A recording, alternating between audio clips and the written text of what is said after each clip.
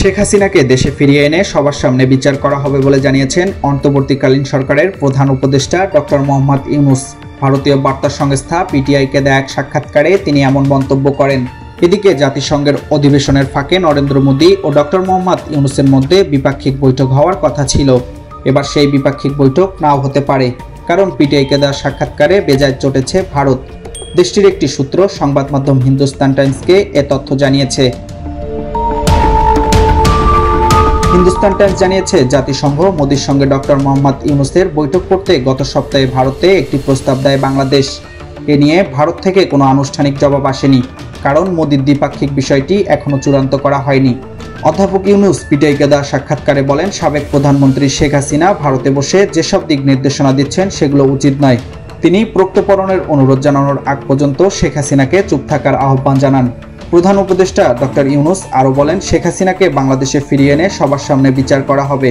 এছাড়াও আওয়ামী লীগ ছাড়া অন্য কোনো রাজনৈতিক দলকে ভারত যে ইসলামী দল মনে করে সেটিও ঠিক নয় বলে মন্তব্য করেন ডক্টর মোহাম্মদ ইউনূস।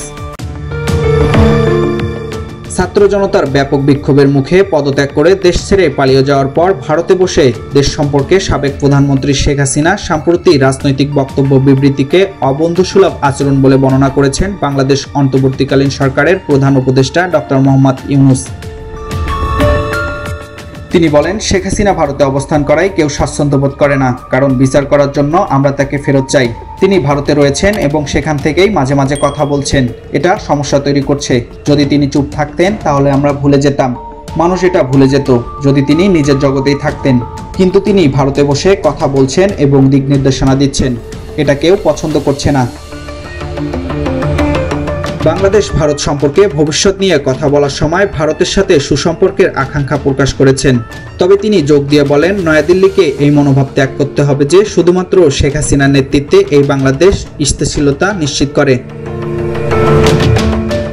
শান্তিতে নোবেল বিজয়ী 84 বছরের অর্থনীতিবিদ ভারত ও বাংলাদেশের বর্তমান উত্তেজনাপূর্ণ সম্পর্কে উন্নতির জন্য উভয় দেশের একসাথে কাজ করার প্রয়োজনীয়তার উপর জোর দিয়েছেন।